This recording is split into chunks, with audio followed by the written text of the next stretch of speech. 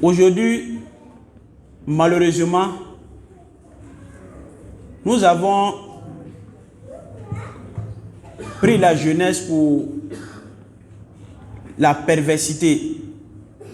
C'est-à-dire aujourd'hui, nos jeunes gens, pour profiter de leur jeunesse, il n'y a pas une autre moyen, il n'y a pas une autre manière de profiter de sa jeunesse si ce n'est pas s'adonner à l'alcool, la prostitution, le vol, la drogue, chicha, consort, la désobéissance aux parents.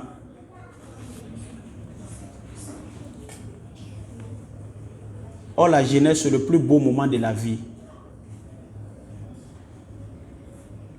Nos comportements étant jeunes, forcément va parvenir à nos enfants quand on serait des vieillards. Ça, c'est obligatoire. Je veux dire quoi? Quand tu es jeune, il ne faut pas te dire que non, comme je suis jeune, donc je suis permis de tout faire. Il y a des actes quand tu poses pendant ta jeunesse, forcément ça va te rattraper pendant la vieillesse. Là, il n'y a rien à faire. Les Arabes disent ceci, comment tout dit nous tout donne.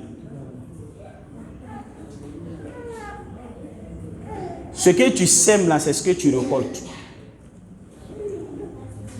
Pendant ta jeunesse, tu as passé ton temps à enceinter les enfants des autres.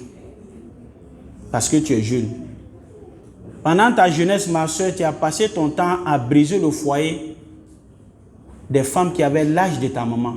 Parce que tu es jeune. Quand les vieilles se plaignent, non, c'est pas moi j'ai appelé ton mari. Faut l'attraper à la maison là-bas. C'est parce que tu es jeune. Tu ne vas pas rester jeune.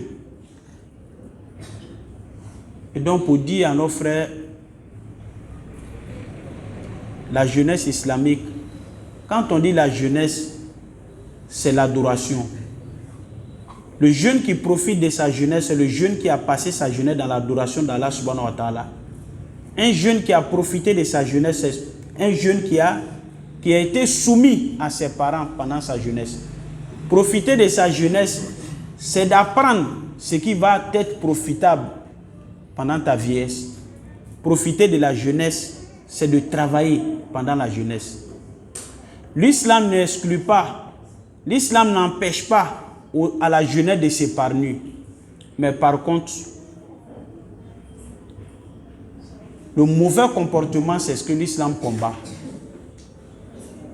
Et donc, j'exhorte mes amis jeunes à vraiment faire preuve de bonne conduite quand on est jeune. La jeunesse, ce n'est pas une permission pour dire que tu es permis de tout faire. Comme on le dit, je peux, je veux, ce qui reste, c'est de savoir est-ce que je dois. Qu'Allah subhanahu wa ta'ala nous facilite cela. Qu'Allah nous donne la bonne compréhension. Il y a des jeunes qui nous ont précédés. Mais eux, ils ne se sont pas comportés comme ça. Faites un tour au cimetière, vous allez voir que l'âge qui se trouve sur les tombes, la plupart c'est entre 20 et 30, tout au plus 40 ans.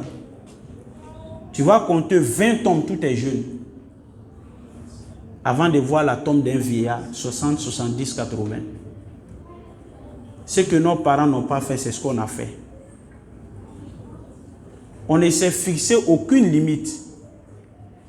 Génération, comme on le dit, génération pressée, GPP. Mais la vie, c'est comme si tu allais au marché. Hein. Quand tu vas au marché, tu finis de faire tes achats, tu fais comment? Tu te retournes à la maison. Ce que tu devais faire en 70 ans, en 80 ans, si tu as fini de faire ça en 20 ans, mais il n'a plus raison de rester sur terre. Donc, automatiquement, là, on voit l'ange de la mort. L'ange de la mort, il faut prendre celui-là, il a fini sa mission. À Bobaoulé. Qu'Allah nous guide sur le droit chemin. Qu'Allah fasse de nous des musulmans pieux et sincères. Qu'Allah nous aide, qu'Allah nous assiste. Qu'Allah nous donne beaucoup d'années dans la santé et la prospérité. Qu'Allah nous facilite notre pain, notre vie sur cette terre et notre vie dans l'au-delà. Qu'Allah fasse miséricordieux